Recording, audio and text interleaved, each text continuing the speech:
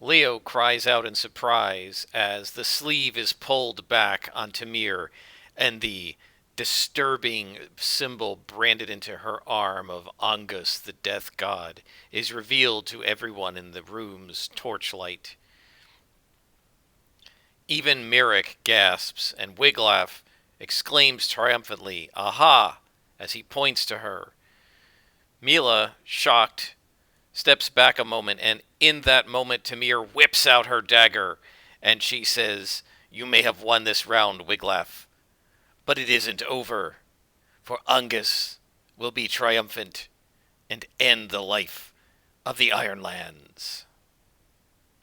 Hello and welcome. I am Scrapperlock, and this is Ironsworn, Antarctica. We are with Wiglaf, our main character, who has just gotten done with a scene challenge in which he accused successfully Tamir, the traitor, of being a traitor to Longhaven. So let's go back over our session notes. I reviewed the video last time and I realized I made a mistake, but fortunately it didn't change the outcome. So last time we did a scene challenge in which Wiglaf and Tamir debated over who was responsible for the death of the Iron Priest that Wiglaf found up in the mountains, and whether the note that Wiglaf found on the Iron Priest declaring Tamir to be a traitor, instructions from Kova to her as to how to undermine the city, whether that was true or not, and whether Wiglaf or Tamir was the guilty one. And so we went through facing danger and securing advantage as you do in a scene challenge, but I made a mistake. So right here, where Wiglaf made an impassioned speech reminding them of his bravery and got a weak hit, if you look at the instructions on face danger, it says you get a minor complication or delay, and I did that, but then it says envision what happens and mark a countdown box to represent the setback. So that should have been the second of the boxes, and I did not mark that. Now, fortunately, there was only one other miss, which marked the third box. If it had gotten to 4 boxes, it would have lost the challenge, but fortunately, we managed a couple of strong hits at the end, one of them by spending momentum, and so we ended up with 8 progress and 3 challenge. We did our progress move and got a strong hit. And that was how Mila grabbed Tamir's wrist and drew up the sleeve, and we saw the brand. So Tamir draws her dagger in her left hand. She's got her right hand was being held by Mila's wrist, and Mila then sort of jumps back in surprise. And now we're ready to begin. And so one of the questions I have, this is a zealot. Right now, she's only a troublesome foe, so she's not super powerful. But it does say she can use the powers of her faith. She can entice people with trickery. She can use the powers of her faith, and she and the other zealots will stand together to overcome non-believers. So one of the things is she's going to want to try to get help, but first she's stuck alone. There are 2 Iron Wardens here, one of whom is kind of a coward, the other of whom isn't. And Wiglaf and Leo, who's fairly young, so he's not like a decrepit old man who can't fight. He can fight too, although right now all he's got is a teapot, perhaps as a weapon. The Wardens all have spears, and so does Wiglaf. So she's got a dagger against spears. That's not so great. But what I thought is use the powers of faith. What if she's not drawing the dagger to attack with? What if she's drawing the dagger to draw her own blood and use some kind of death cultist blood magic? Smear the blood on her face or something, I don't know, and use the power of the magic. So we're going to ask the Oracle here. Is it possible for these cultists, these zealots, to use their own blood to create some sort of a magic spell? Remember that magic is somewhat understated in the Ironlands, so she's not going to be throwing magic missiles or anything, but it might be like she can draw the blood and do something to confuse the situation and get away. So let's ask the Oracle. I think it's likely that she's going to be able to do this. So 26 or better. We roll a 38, so yes. So she takes the dagger and she draws it across her arm, just below the mark of where Angus is, and the blood comes out, and she smears it on both of her hands, right? She uses her left hand to smear it onto her right hand. She smears it on both of her hands, right? And then what's she going to do? Let's think about this. Let's roll on action and theme and see if we get anything. All right, let's just see what happens. So action 39. is nature. Ooh, she's going to do something with nature. Okay, that's possibly good. That's theme. Sorry. Action is 4. Initiate nature. Okay, so she rubs her hands across, or the blood across her hands, and then let's see. So one of the things you can do in the rituals is like augury or something. So she's initiating nature. Well, birds are natural. So she does that, and she speaks out this sort of dark speech of Angus, blah blah blah blah blah. When this something that sounds like the black speech of Mordor.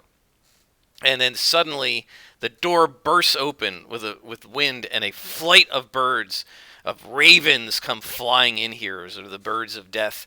A flock of ravens and crows comes in, and they start sort of pecking at everyone. And she's going to try to get away. So now she doesn't get to make moves, but Wiglaf gets to make moves and that sort of thing. So I think this is face danger. So Wiglaf, Griff starts barking. Wiglaf is like, "What the heck is going on?" And they're going to face danger and see what happens. So Wiglaf is being pelted by these birds, and so he's got a shield. So he takes the shield off his back. He takes his spear out from the corner, and he's starting to whack at the birds and knock them away with his shield. And I think I think this is endurance. He's trying to endure this attack by these birds, and we'll see what happens, whether she can get away. So this is plus iron. And we get a 6 plus 3 is a 9 against a 9 and a 3, so it's a weak hit. So he succeeds at a troublesome cost, so he's delayed. So he's going to suffer -1 momentum. And we can't because we're at 2, so it just resets back to 2. Well, actually, no. Yeah. Does it? No, I think it goes down to 1. I don't think it resets at that point. It only resets when you burn it. So he's at 1 momentum. And so he's delayed. He gets backed into a corner. Everybody's delayed, right? This is sort of a group roll. They're all trying to defend themselves from the ravens, and while they do that, she is gone. When finally they clear the ravens out of the house, and Griff starts barking and chasing them around, and they finally beat these things. They open the windows, and they get the stupid birds out of the house. She's gone. And so now we have a missing traitor, zealot, in the town, and she has taken off. So so I think Wiglaf says, "We've got to find her, we've got to stop her, or she could end up going back to Kova." So they burst out of the house. They've all, they've all been sort of pecked and hurt a little bit, and Griff's got a couple of, pecks in his fur and his little bit of blood, but they're not badly hurt. And so now we're going to try to track her. And now Griff can help us. So he says, "Griff, we've got to find her." And Griff starts sniffing the ground to see if he can find where she went. And so let's gather information and see if we can figure out where she went. And so we have an additional +1. We're rolling at wits, so it's +3. We roll a 1, and 3 is 4 against 7 and 9. So that's a miss. So so this means our investigation unearths a dire threat or reveals an unwelcome truth. So Griff is sniffing around. The wardens are looking around. The wardens go one way. Wiglaf goes the other way, and he blunders into not only her, Tamir, but she's now gathered up several other zealots. And they've all got daggers, and they all have the capability of using this sort of blood magic. And so this is like her and 3 other zealots, and she says, "You're not going to get away with this, Wiglaf. You and everyone who heard the truth is dead, and I'm going to blame their murders on you. And I'm going to say I saved them from you. But the first step is your death. And now it's time for combat. We're going to enter the fray." So we're facing off against our foe. We're going to roll plus heart, which is pretty good for us.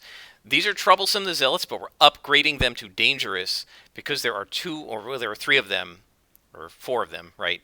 And so when you face multiple foes, you upgrade them by 1 rank. So we're going to need to start a new progress track. This is going to be the fight against the zealots. And Wiglaf and Griff are going to fight the zealots. So this is a troublesome No, sorry, is a dangerous foe because they have been upgraded from troublesome to dangerous. There are several of them, 3 or 4. And we're going to enter the fray. So we're entering plus heart. So Wiglaf's already got his spear and his shield, and he says, all right, let's settle this once and for all. Let's get you death cultists out of this town. And she says, you think we're the only ones? And she cackles and laughs, and she says, Angus's power cannot be denied. And so now we're going to roll plus heart. And we get... Oh, wait. I'm going to lay pause. I dropped one of the dice.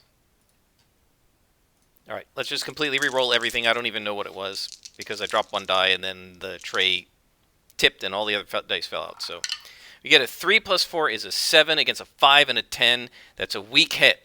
We can either take +2 momentum or take initiative. We're going to take initiative. We've only got 1 momentum. 3 isn't going to help that much. Initiative is very important in combat, so we have the initiative. So we get to decide what happens now. So we can strike, we can face danger, we can secure advantage, we can compel, and we can end the fight. Well, so we're not ready to end the fight. So Wiglaf says, and let me think here with this skirmisher, we only get bonuses when we face danger. Okay, so we're not facing danger right now. So he says,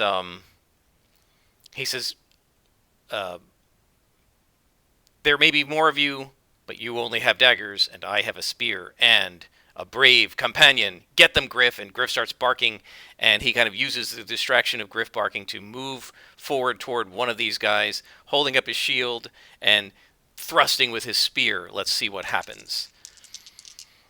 So we get a 4 plus 3 for iron is 7 against a 2 and a 1. Strong hit. That marks 2 progress.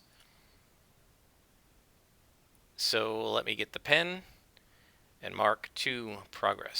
Strong hit.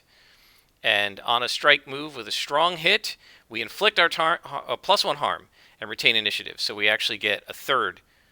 Wait, we do 2 harm. Right? We make 2 progress per harm. I got it wrong. We mark 2 progress per harm. We do 1 +1 for the spear +1 for the strong hit. So he drives the spear into this one guy's shoulder, and he goes down. And we have the initiative. And Wiglaf then turns around and says, that's one of you down. I suggest you surrender. And he's going to make a compel move. The warden is coming. There are 2 wardens. The mayor, they're coming. You'd better give up right now. So he's going to, he's going to try and compel, and we'll see what happens. He's threatening, so this is plus iron. We get a 6 plus 3 is 9 against a 7 and a 0. So we get a weak hit. So I think the extras, one guy's down, the other 2 are going to throw down their daggers and run away. And she's just left by herself. Right, so 2 of them have given up, but not all 3 of them. So, do we mark progress? Hang on. No, we don't mark progress because we didn't do any harm. But 2 of them are gone. And 1 is on the ground, hurt badly, and we have 6 progress. There's a weak hit, so we lose initiative. Okay, let me just pause here and figure things out. Just one mistake I think I made. I'm going to check it, and I'll be right back. All right, I didn't make any mistakes, so we are now in the middle of combat, but we do not have the initiative. So now the foe gets to take a combat action. So, and this is just my rule. I just want to know what's she going to do. Since he has the initiative, she's going to do something.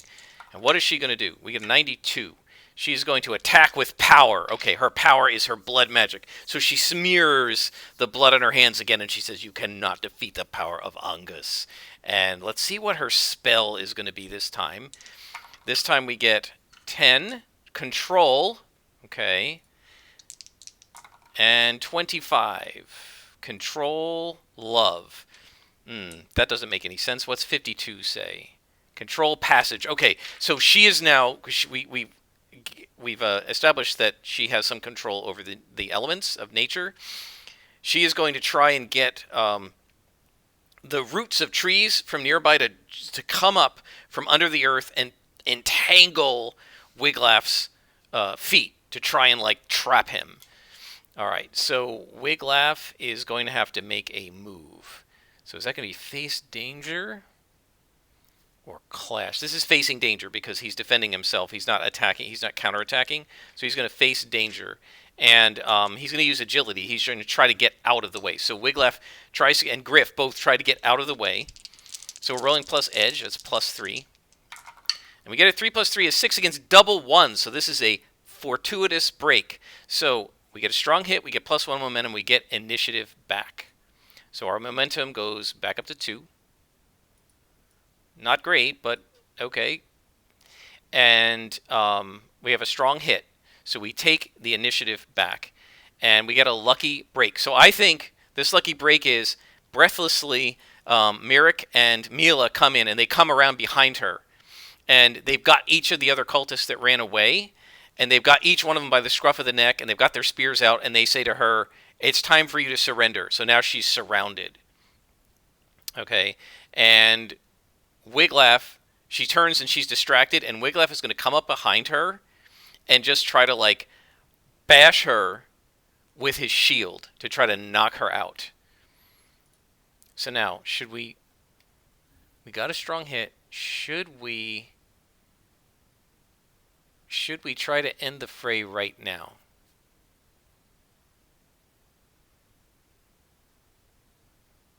I think it's going to be a strike. 6 is a decent possibility, but I think it's going to be a strike first, and then if we succeed on that, we'll try to end the fight. So combat strike. So he tries to bash her over the head with his shield and knock her out. He's not trying to kill her. So he's attacking close quarters plus iron, so it's +3.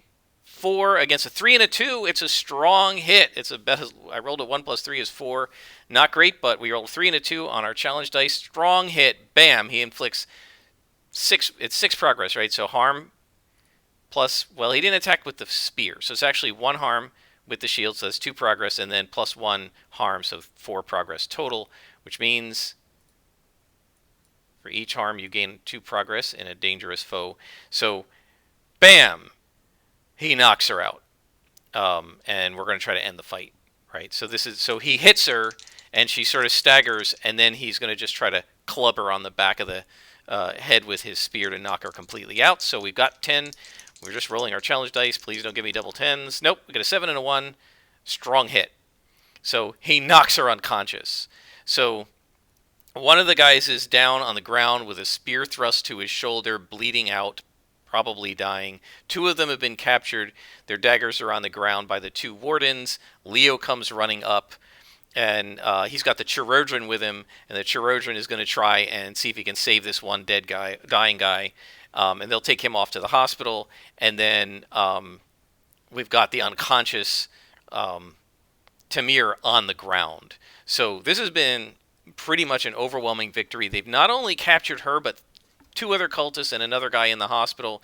And so Leo says to the wardens, let's take these prisoners to the warding house, which is where the wardens stay, and put them in jail. They've got a prison in the back with a few cells. And so they go back to the warding house of the town, and they lead these 2, and they're carrying, Wiglaf's got to like, Wiggle and Leo have to pick up and carry our zealot Tamir, because she's unconscious and got a big lump on the back of her head from where Wiglaf clocked her. And they all go back to the warding house, and Mila opens the door, and they bring in the prisoners, and they lay them each in a different cell. These are very small cells, and lock the doors.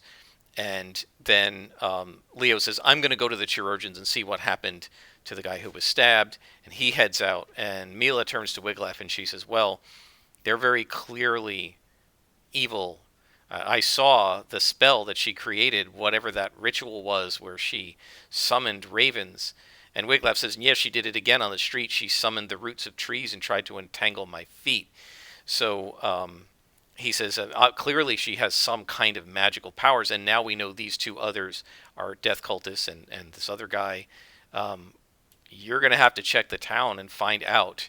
So Wiglaf says, one of the things we could potentially do is check their arms and see if they have the brand. So Mila goes to the cells and makes them put their arms through the cells and checks. So let's ask the Oracle, do they all have brands, or is it just like sort of the commander? Do all of these guys have a mark, a brand of Angus on their arm? I'm going to say that's almost certain that they do. 26, they do. So, um, so yes, they all have brands. So Wiglaf says, well, it seems to me that the easiest thing to do would be to go through the town and ask people to show their right arm and see if they've got the mark. And Mila says, well, it's not that easy to do. There are, only 2 wardens and it's a big town. And Wiglaf says, well, Merrick's here from out of town. That's 3 wardens. And I can help. And Mila says, well, I don't know if you should help because, a lot of people in town don't trust you, although I'm starting to. Um, and I think what I'm going to do here, actually, if we look at the disposition, the character disposition, Oracle, right?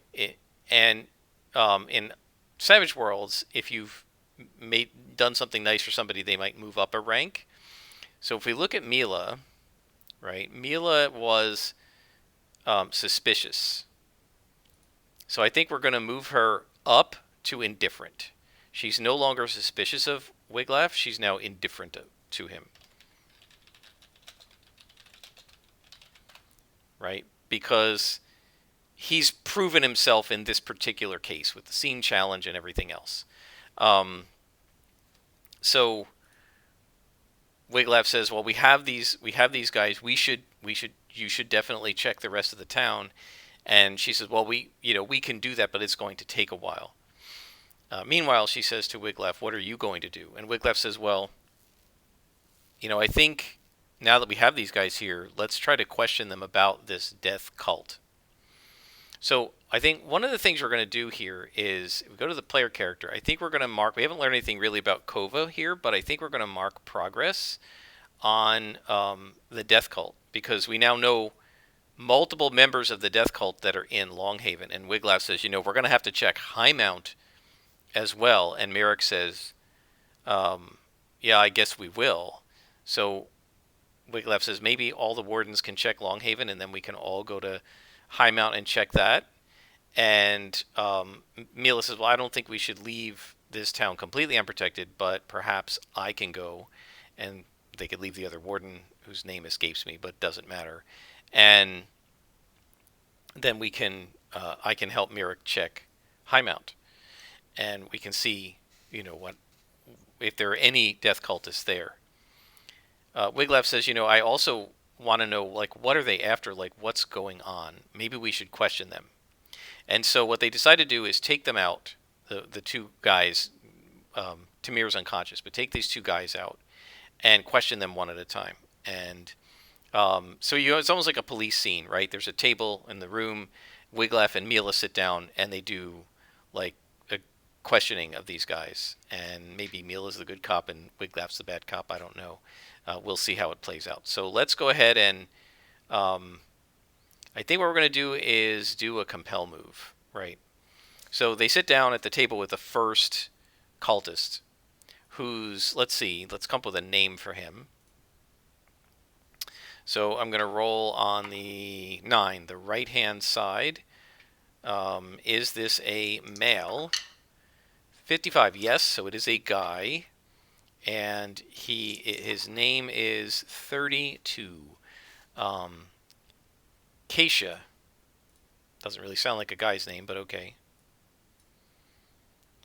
So Keisha is sitting there with them, and let's see, what's his descriptor? He is 57. Powerful. Okay, so he's probably going to be a tough nut to crack. And Wiglaf sits down across. This is a big, tall guy, and he's kind of looking warily at them. And he says, "Look, I don't know anything about what she did. I was just following orders. She's the high-ranking death cultist in here." And Wiglaf says, well, how many others of you are there? What is your aim here? Why are you even in this town? Why don't you guys just go back to Duskmoor where your cult is?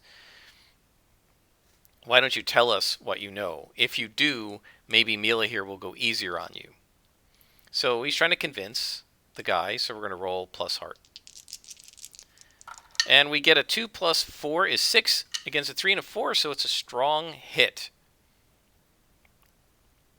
So we gain +1 momentum. And even though he's powerful, I guess he's going to share what he knows. And Keisha says, well, let's figure out, what does he know? What can he tell them? Let's ask the Oracle. Other than these 3 friends and Tamir, these 4 of them, are there more death cultists in town? I think that's unlikely. We get a 41, so there are not. So he admits to them that these 4 are the extent of the death cult in town. Wiglaf's not sure they should trust this, but at least it sounds good right now that this is the only 4. Does he know what their plot is that he could even tell them, or is he just a grunt? Is this guy just a grunt? I think that's likely. 96, yes. So he says, look, I don't know any more than what I was ordered to do. I was ordered to come here and follow what Tamir said we were supposed to keep the wardens distracted, and Kova was going to do stuff, but I don't know any more than that. I've only been a cultist for a little while. And then Wiglaf says, well, how did they get to you? How did they make you join them? So this is gather information, and I think we get, where's compel? We can make that move now and add +1. So he's going to gather information. He says, how did they get you into this cult in the first place? Keisha, you weren't a death cultist as a kid, right? I know your family. We all know each other's families. And Keisha shoots back and says, well, you weren't a murderer when you were a kid either. And Wiglaf says, I'm not a murderer. But what I want to know is, how did they get to you? What did they do to get you to become a death cultist? What are you gaining out of this? So we're going to roll plus wits. He doesn't have a bond with this guy, but we are getting an extra +1, so it's +3. 3 plus 3 is 6 against a 4 and a 2. The dice are good to me today. Strong hit. So we discover something helpful and specific. So we asked him, how did they get to you? Why did you join? Is it because the cultists, the zealots, the cultists of the death cult, told him that if he joined them, he would either be the last to die in the Armageddon, or maybe he would survive it? Maybe it's the only way that when Angus reigns, only his cultists will survive. Is that what they told him? I think that's likely. 26, just exactly right. So he says, look, they're planning to bring about another cataclysm, like the one that our people fled 80 years ago. And they're going to bring it. And they're a powerful death cult. And they said that if you don't join, you're just going to die, like everyone did in the old world. But if you join them, then we will be spared. Why else do you think they would do this? Right? If they're going to bring about the end of the world, they'll all die, won't they? But not if you're part of the cult. So he said, look, I was just trying to keep myself safe. That's it. So we now know that at least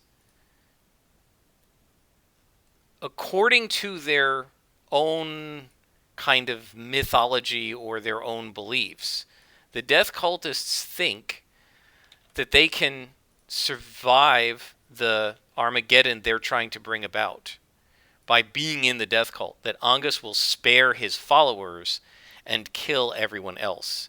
And then basically these guys will be kind of reigning over the Ironlands at his side. And I think that is worthy of another milestone. So we've reached 2 milestones here. um, that allow us to mark a progress for our formidable uh, quest. And we've now learned something about these death cultists.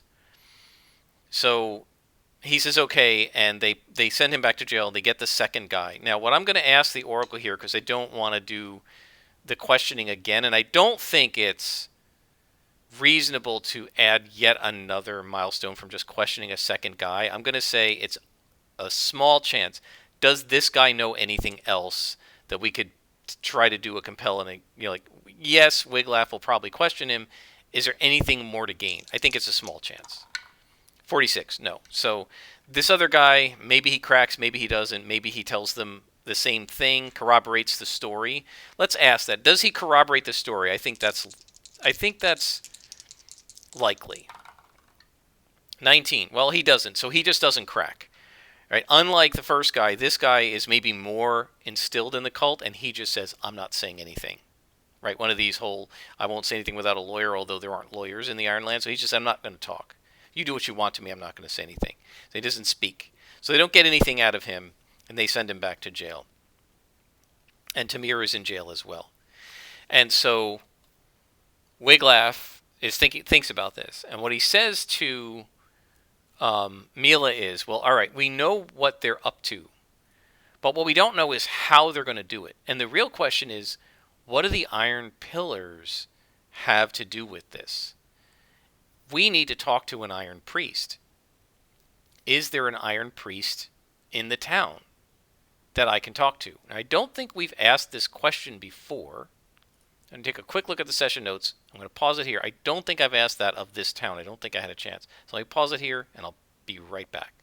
So it does not look like Wiglaf has asked whether there's an Iron Priest here or not. So I think that's what he's going to do. He's going to say, is there an Iron Priest we can talk to here? I think there's a small chance. Right? I think that Iron Priest that's dead up in the mountains is the only one in the local area, and Wiglaf's going to have to probably go find another one somewhere else. Well, let's roll. And we get a 100. Wow. So, no, there is not an Iron Priest. So, I think this is a good place to end the session. Wiglaf says, all right, I'm going to need to travel abroad then and see if I can find an Iron Priest and start asking questions. And I've also got to see if the guys from Duskmoor have gone to any of the other settlements besides Highmount and Longhaven. And you guys need to go to Highmount and see if you can find any more cultists. So he's going to leave them with that task. And then he's going to go somewhere else. So we've only been through this little area between Duskmoor, Longhaven, Redhall, and Highmount.